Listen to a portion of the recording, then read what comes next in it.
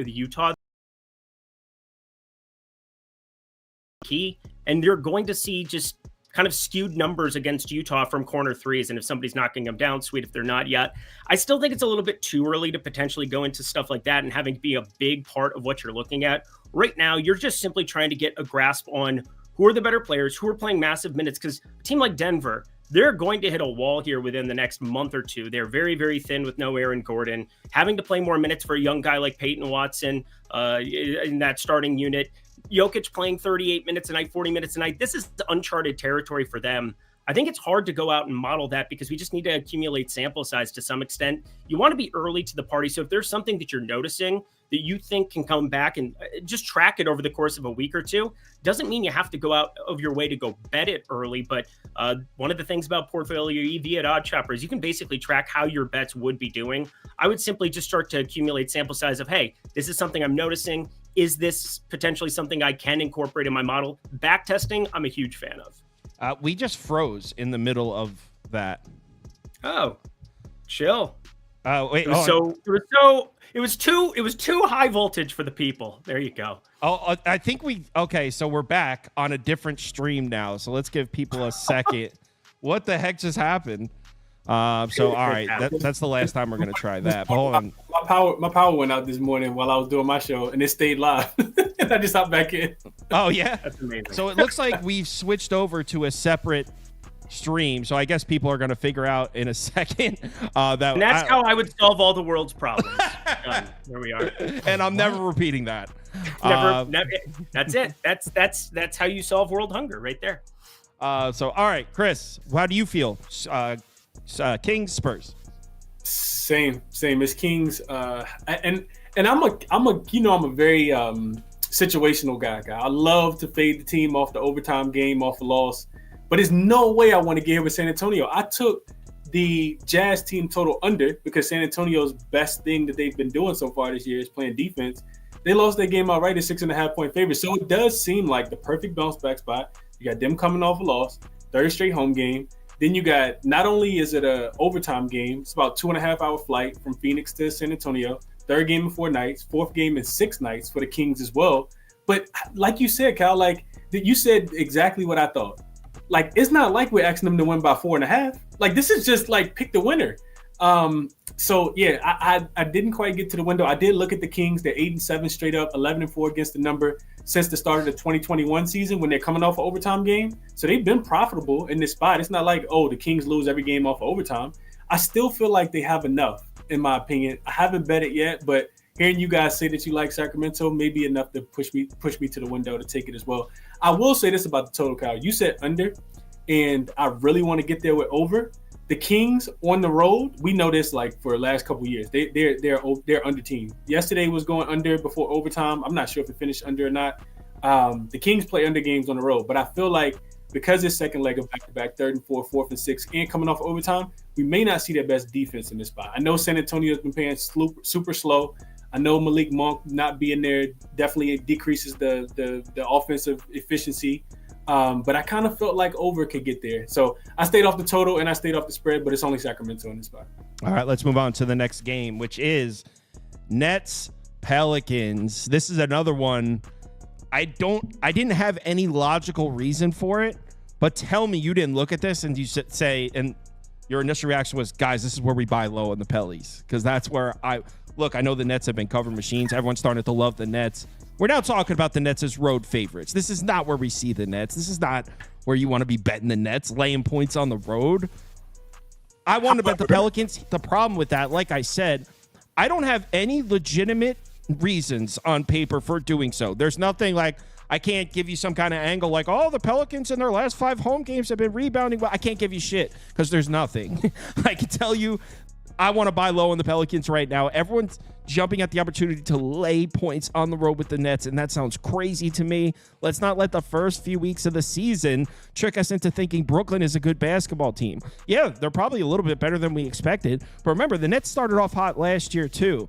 They ended up finishing the season not a good team, and I mean, it's the same team as last year. So the Nets have surprised us. I want to go Pellies here. This is not the game I bet. Like I said, the one I bet is in 2 more. But I wanted to go Pellies here. Everyone hates it. It's ugly. Pelicans win. Yeah, it's kind of an ugly game. I'll give you another prop here. Somebody put it in chat too earlier. If you've watched my stuff, you know I'm obsessed with Dennis Schroder. He should have been playing over D'Angelo Russell. The Lakers should have kept Dennis Schroder there. He is the German masterclass of FIFA. During the FIBA World Cup, he ended up winning MVP of the tournament there, beating the U.S. team, 2023 that was. Dennis Schroder's awesome. He's constantly just a winning basketball player on both ends of the floor. And at 21.5, this is a low points plus assist number to be staring at. Minus 115 over on DK. Actually got bet down a little bit here, so I kind of have a weak ticket here at plus 105, 23.5. So I'm not happy about that, but I'm going to double dip a little bit here. I look at some of the numbers. I don't think they're going to start Ben Simmons in this game. And that's kind of the major assumption where I think this number could really switch. You have Dorian Finney-Smith, who is questionable for this game. That is a big piece of news. They're without Trendon Watford, Day'Ron Sharpe. So a lot of what I do is on-off court numbers and paying attention closely to what could potentially be the situation. And Ben Simmons is still not going to get up to enough minutes. I mean, they've been very, very careful with him here. We know the back history, everything there, but the usage is a little bit of an issue, but Dennis Schroder, 23.3% usage with Ben Simmons off the floor. I think you're looking at like potential 6-minute stints to start off each side of the half, about 12 minutes, where he will be the primary guy out there over the course. And that's a just over a year sample size. Schroeder's only been there for half of that. Brooklyn season, got traded from Toronto midway through last year for people who remember that. I'm just looking at him as somebody who has to still be a catalyst for this offense. You have a guy in Cam Thomas, willing participant in the shooting department, as I would like to say. There should be assist opportunities for him here. Look at some like alt numbers for the assists. Don't really like them all that much. Think they're pretty efficient. So Dennis Schroder, 21.5 points plus assists, minus 115. DK, best play for this one. The comments are, I think I'm going to bet it now because the comments, they're calling me out. And I think I want to bet it now. Chris, are you with me? Pelicans. Absolutely not, Kyle. No way I can get that. Which is why you should bet it. Because Brooklyn is the much better team right now, Kyle. Whether they're on the road, whether they're at home. I'll tell you, if you're making a case for the Pelicans, is that they get Trey Murphy back, right? Like, that's going to help out offensively. And that Brooklyn is coming off, I think this third game in 4 nights, they're coming off back-to-back covers against the Boston Celtics and the Cleveland Cavaliers. But the Portland not the Portland Trailblazers, the New Orleans Pelicans, Cal, have lost to the Grizzlies by 45, the Timberwolves by 25, the Spurs by 13, and they also this is the team that lost to the Trailblazers. I think me and you both were on the Trailblazers when they played against the Pelicans last week. I'm not betting on a team that lost to the Trailblazers right now. It really comes down to just that because I think the Trailblazers are that bad. So I do think that the Brooklyn could come in here and get a win. They're playing much better defensively. I'm looking at the offensive rating right now for the Pelicans. Last 5 games, 119.8, 132.3, 125.6, 138.5, 121.6. Yeah, there's no way I can't do it right now, Kyle. It's only Brooklyn for me in this spot in the middle. I'm doing it. Let me go on Odd Chopper right now. Hold on. Money line. My other thing, just to throw one more thing out, I don't know what to make of his minutes. They hopefully will give us some kind of an idea, but Trey Murphy's back. I'm a huge Trey Murphy stan, one of the best two-way players in the NBA. He got paid, even though he was going to be out for the first month of this season, and they knew that coming in, basically. Last year, in 27.5 minutes per game, we're talking about 80th percentile offensive player, 90th percentile defensive player. I have him as a 92nd percentile basketball player in the association. He does everything you want, knocking down threes, 38.1% clip. That was 95th percentile in the NBA last year. I don't know how many minutes to make of him. If I could model his minutes correctly, I would have more interest in one side or the other. If it were 24 minutes, I'd probably be looking at the Brooklyn side. If it were 30 minutes, I'd be looking at the New Orleans side. It's that close, but he is a very, very important player for this Pelicans team. Yeah, I'm Lindy, quick question. On the Odd Shopper thing, how do I get it to default to New Jersey? Because when I open it up, I always have to switch it from New York to New Jersey. So you can go up to the settings, just kind of it'll do geolocation wherever you're at. And then, if you just basically save which state you're in, if you go to the top right corner where it has the little human thing, edit account info. Change your state province to be whichever you want it to be, and it should default to that going forward. It's under edit account info. The C is silent. Next game, Cavs Bulls. So Pels money line. I'm doing that. I'll be on my own Pelicans island. Cleveland, Chicago. I want to take the Bulls, obviously. This is a big number. Cavs, historically, not as good away from Cleveland, coming off the huge win and all that, but I'm not trying to step in front of the Cavs right now. If this game was in Cleveland, I would lay 11.5, but the fact that it's in Chicago, and, I mean, we saw the Cavs come down to earth against the Nets a little bit, maybe a little bit of a wake-up call. So, yeah, it's a straight pass for me. I hate this game. I looked at 3-pointers potentially as an angle here. I got nothing for you. Go ahead, Chris. No, we can just pass it because I'm right there with you guys. Let's go to the next one. This game sucks. Cleveland's really good at basketball. There's some analysis. Yeah, there you go. Yeah, that's really what it is. Yeah. Evan Mobley is tall. Miss Lippy's car is green. Wait till the Knicks get healthy. We'll handle that. We have no problem with Cleveland. Next up, Clippers, Thunder. Lindy got an 11, he said. I have a plus 6.5. I mean, pretty simple reasoning here. I would imagine a lot of people are taking the Clippers for this same reason. We know Oklahoma City, one of, if not the best team in the NBA, but they're hobbled right now. No Chet Holmgren. I believe he's going to be reevaluated in 8 weeks. So this is not short term. That could be a situation for Oklahoma City because although they're still a loaded team, that opens a glaring hole. And I feel like everyone already knows what it is. I mean, where's the size? Keep in mind that last year, the weakness of this Oklahoma City team was rebounding. They had elite numbers across the board, turnovers, forced turnovers, transition, you name it. Oklahoma City, top 6 or 7 in every single aspect. Rebounding, not good. This was not a great rebounding team last year. And without Chet Holmgren, who's their presence down low? This seems like a really nice game for the Clippers, who have been rebounding well. They've been playing good defense. I don't see how you could lay more than 4 points here with Oklahoma City. It should be a one-possession game, so plus 6.5. Lindy got plus 11, he said. Obviously, I'd much rather be holding that. But yeah, Clippers should dominate the rebounding battle. They play solid defense. They've played solid defense on the perimeter as well. They should be able to give Oklahoma City all kinds of problems. Now, there's a talent discrepancy. Obviously, Oklahoma City is still loaded and can still very easily win this game. But yeah, like I said, I can't lay more than 2 possessions. No, you cannot. Yeah, it was at 11. I got it. 11.5 it was at. I got it at 11. Got it to the Discord at 10.5. And it has kept plummeting. Everything you said is 100% it. Last season, I mean, Oklahoma City doesn't try to rebound. I hope people understand that. Like, that was never part of the fabric of this team or something they cared about. They kind of got bit by it at times, even in the playoffs. But, like, for the most part, this is a team that was equipped to just be hyper efficient. Everybody's a good defender. Isaiah Joe, he's the only bad defender basically on that team, and he makes it up for it by being basically a dead eye. He's absolutely insane. So there's nothing you can really say about the fabric of it, but they've ran terrible. Now, Isaiah Hartenstein out before the beginning of the year. Now you have Chet Holmgren out. You are looking at, and this is just the way that I projected it, Ousmane Dieng is going to have to play a lot, and Kenrich Williams is going to play backup 5. He's 6'7". He has basically no size there on the interior. He at least is a good defender, 86th percentile defender. So those are the things that I think that they can do to try to make the Clippers go small, try to force them into some uncomfortable matchups, stuff that a lot of teams have tried to do here with Zubac lately, and it's not working. Zubac should be able to have an absolute feast, and these numbers have gotten insane, and I really don't care. I'm looking at laddering Zubac all the way up, as many rebounds as you can find available to you on FanDuel and things of that likening. This should be absurd. And the best part is this is an insanely competitive game. I mean, it should be. I mean, obviously, I'm going to be still advocating going towards that 6.5 or 7, taking the points with the Clippers. And as such, like, you give me 38 minutes, which has kind of been the floor for Zubac in competitive spots, barring foul trouble.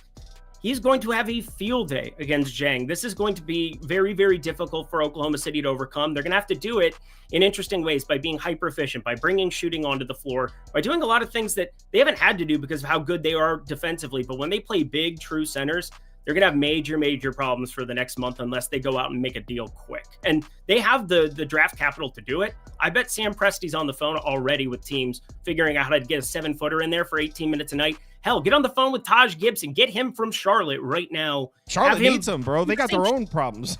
Yeah, they got the same size issues, but as soon as they get Nick Richards, Mark Williams back, I mean, these are the kind of things that they're going to have to do to be successful to some extent for the next month and a half here. They're not going to be the same team. Chet Holmgren was the best player on this team to start the season. I hate to say it. Chris? I just love that we're making a sighting for Taj Gibson being needed. That's what I'm saying. I'm just saying, like, no, somebody who's super cheap who can just go up and get rebounds, do the Isaiah Hartenstein thing, not as well, obviously. But yeah, no, absolutely. How long is Hartenstein out for? I think it's like another month still. I'll tell you. I was like, yeah, we can't get rid of Taj Gibson. They need Taj Gibson over there. Isaiah Hartenstein expected return on December 1st. So 3 weeks. So about 3 weeks. Yeah. Okay. Yeah. I mean, of course, you guys kind of nailed it. I think with the handicap here, it's second leg of back-to-back. Clippers also double-digit in-season revenge as well. I'm interested to know what you guys are thinking about the total in this one. It's a game. I know the Clippers are 3-0 straight up and against the spread, 3-0 to the under on the road. But this feels to me like we see a little bit of pace from OKC without having a true center in there. And I do think I know that the OKC defense has been all worldly. But we've seen them like give up some points. And that 3-point defense, if you looked at the last 5 games, it's regressed a little bit. Not OKC. Golden State last night hit a ton of threes. Steph had 30 plus last night. I know James Harden got locked up in the last game. He went I think he had like 8 or 9 points. So I do think we see a little bit of pace. I actually like over with the total sitting at about 217.5, but I do think you guys are on the right side at plus 6.5. Well, I wanted to take under, right? Two good defenses here. Clippers should be able to control the pace a little bit more because they'll be controlling the glass. But the reason I didn't take the under is if Oklahoma City is going small ball, that could speed the pace up dramatically. So, yeah, I don't hate an over, but rock with the Clips. All right, let's talk some Monday Night Football and get out of here. Chris, see you tomorrow. Oh, no, Chris, I won't see you till Friday. Friday. Yeah, all right, I'll see you on Friday. Okay. Lindy, you're sticking around for football, right? Yep, I can do that. Have a good one, Chris. Good to see you. Best of luck tonight, fellas. You too, bud. All right.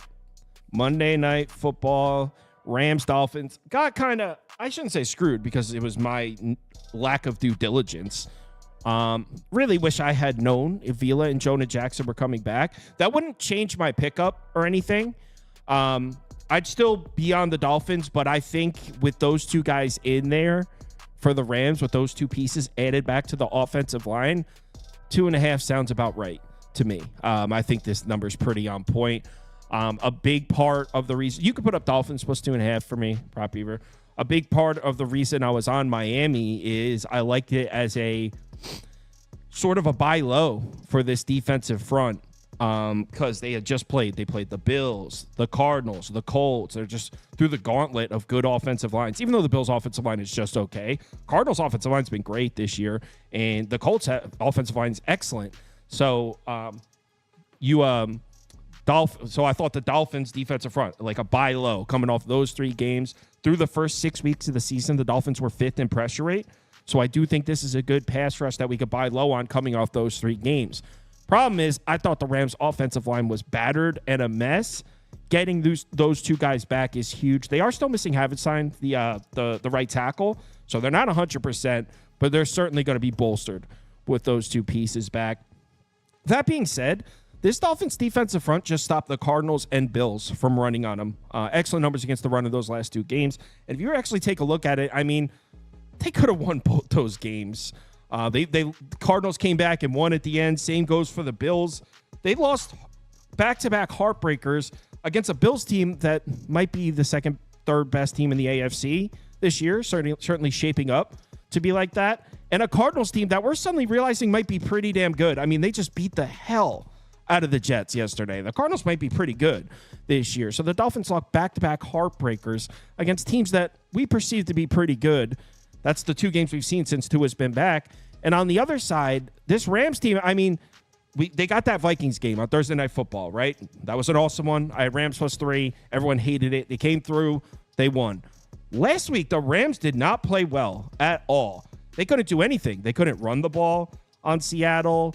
Matt Stafford, when pressured last week against the Seahawks, was 3 of 15. 3 of 15 when pressured. Dolphins have a better pass rush than the Seahawks do. So this Rams offense, I know everyone thinks the receivers are back. Oh, Rams are all of a sudden this awesome offense. I'm not so sure about that. This Rams offense really hasn't looked right in most of the games this year. And I think it's a buy low on the Dolphins. Although now that, like I said, I also think the Dolphins can run the ball in this game. The Rams haven't had a good run defense for most of the season either. Like I said, now that those two pieces on the offensive line are back, I think 2.5 sounds about right. So I'm rocking my Dolphins bet. I placed it earlier in the week. But to be honest, I think the line's pretty sharp at 2.5. So it's not necessarily a game I love. I think it'll be a cool one to watch. I think the Dolphins are going to be able to run the ball. I also think Tua is able to connect on a couple deep balls, something we haven't seen a ton of this year. But the Rams are 32nd in the NFL in EPA per dropback against the deep pass. Obviously, Tua has the weapons. I think this could be the game we see a couple of those big explosive plays that we saw a shitload of last year. So, yeah, I'm rolling with the Dolphins. Don't love it, though. If you're on the Rams, completely get it. Oh, man. I love hearing the transitive property. That's basically, for me, it's a small sample size sport. So whenever you're trying to model it out, who played who, how'd they do against however. Arizona's had the most difficult strength of schedule in the NFL this season by PFF. You've got the Rams at 5th. I have no idea what to make of the Dolphins schedule because it looks easy on paper, 27th strength of schedule played, and yet they're 2-6 and 2-6 against the spread. So riddle me that. Partly, 5 games without Tua, that'll definitely be a problem for your football team for sure. They've been competitive the last 2, just not finding ways to win. You've got Devon Achane now playing at a ridiculous level. Teron Armstead is probably the best left tackle remaining in football with all the injuries that have been going around at the left tackle spot in the NFL so far this season. But I'm having a really tough time looking at anything here other than the over. If you're looking to be playing, I would not be touching 2.5 here. I have no idea what to make of it. Also, let's give the Rams a little bit of a break from last week. You had Puka Nacua go very much against his Mormon roots and punch a dude in the face and get ejected. Didn't play the entire second half or overtime. So that's going to make your offense look a little bit stable when it's missing its most important piece. Just saying, go to church, Puka, figure your shit out, and don't punch anybody in the face today. But I can't touch this over a 48.5 until I get confirmation that Tyreek Hill's in, because there's no way I want this football game going off with Tyreek Hill on the sidelines whatsoever. It sounds like he's expected to play. I'll wait. I don't think this number is going to move to 49.5 anytime soon. So I'm going to just pump the brakes, make sure Tyreek's in, and then go ahead and put that play down. My favorite prop from this one is Kyren Williams over 14.5 receiving yards. That is rocking right now. You've got Miami. They're like 3rd best, I believe, in the NFL. Under 250 yards given up to the running back position. However, at 14.5 for a bell cow back with an offense that is going to be multi-dimensional, having DeMarcus Robinson on the outside, of course, Puka Nacua, Cooper Kupp on the other side, they're pretty good at football. I think this offense is going to have a lot of different dynamics for it. We've seen him go over the last 2. I don't really care about stuff like that. I care about opportunities, and he is going to be on the field, barring injury, the entire freaking time. Kyren Williams way too low at 14.5. 14.5 receiving yards? 14.5. Yep. 14 and Kyren Williams, 14.5 receiving yards. All right. Prop Beaver coming off his big Coke Boy win. I don't care about the Coke Boy. Losing day. Thank you, Will Levis. Got hooked on 18.5. Completed over 70% of his passes. Just for context, I had his completions over. Why didn't he go over? Took 7 sacks. Just the complete asshole. 0 for 7 on his and Titans bets this year. Go fuck yourself, Will. To the guy in the comments who said 3 guys talking hot air. Only loser bigger than 3 guys talking hot air. The guy watching 3 guys talk hot air. Get a life. Now for the pick here. We're talking Jordan Poyer. Over 6.5 tackles plus assist. I think I got this at plus 110. You can now get this at plus 105. Still think there's a ton of meat left on the bone. Lots of value here. The Rams have been an excellent target for opposing safety overs, allowing the 4th most tackles and assists to the position. We've especially seen opposing strong safeties go ballistic against the Rams. 6 of 8 opposing strong safeties have gone over in Rams contests thus far, averaging 7.5, and they're yet to miss in back-to-back contests. Well, we just saw the Seahawks strong safety miss in the last contest with 4. So I like Poyer to have some increased odds here with positive regression on his side. Now, I feel the game where Poyer left in early in his last 5 is providing us some value here, as if you look at just his fully healthy contest, his over his last 3 or 4, averaging 7.5, and the lone under came against the Bills. That's an offense that doesn't really pass the ball deep, and on top of that, they allow the 10th fewest tackles and assists to safeties. If you look at splits, I don't really take these too seriously, but for some reason, this dude, Jordan Poyer, has a turf fetish, and SoFi Stadium has matrix turf as its playing surface. In his last 8 games on turf, 6-2 to the over, averaging 8 compared to grass, where he's under his last 23 or 30 games, averaging 5.3. So 3 tackles and assists more on turf compared to grass. He's on the turfy surface here against a offense that likes to pass the ball deep. On top of that, they like to give tackles to safeties. I really like the spot. That was some good hot air right there. Lots of hot air. Beautiful hot air. I think we might need a double dragon on underdog tonight. No dragons. Actually, underdog doesn't have the Poy boy listed, so I don't know what's good with that. That air was hot right there. That's an awfully hot coffee pot. All right, should we do a community top bet or something? We'll do a community top bet. Let's play this. Do we have a touchdown score? Let's do a community touchdown score. Play the song. Wrong song. Community parlay is for the community becoming nice. Making a parlay. Yeah. Yeah, it sounds something like that. All right, we'll do a community touchdown score for the. Let's see what the community wants. So I'm gonna pull up the touchdown score odds and run this poll here. Lindy, while I'm doing that, you want to tell the fine folks where they can find your stuff? Yeah, hop on over to OddsShopper. Again, I say this all the time, but it's true. I make a great complimentary video to Kyle's evening video, vice versa. If you're checking his out, check mine out as well. Hopefully you can get some well-rounded analysis. A lot of what I'm doing, again, probably 75, 80% of my bankroll is going towards props every single time. So a little bit more prop-centric. Come check it out, oddshopper.com as well. We've got Portfolio EV. We've got Tails where you can follow people such as myself, DK, DFS, a lot of sharp people around the industry. Would love to have you there. Thanks for watching. Hit the like button as well on the way out. All right. Thank you. TD bet. All right. So why don't we, if we had to narrow it down to the 4 top touchdown scores that you think that they would vote for. Okay. Hold on. There we go. End poll. So I guess Kyron Williams would be one, right? Yeah, it's disturbing, but for sure. So Kyron, minus 220 best number right now. What was the oh best my number? God. No, we're not putting that one in there. No. Yeah, it's an absurd number. Don't do it. How about Achan minus 105? Definitely. Damn it. I typed minus 205. Minus 105. How about Cooper Kupp? That's someone they would vote for. Plus 135. I like Raheem Mostert. Goal line is special.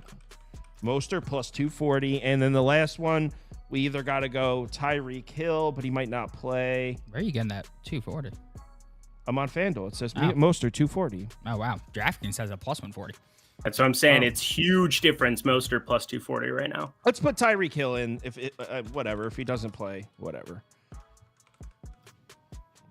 All right, cast your votes. What is the community touchdown score? I hope the community likes the Dolphins to score.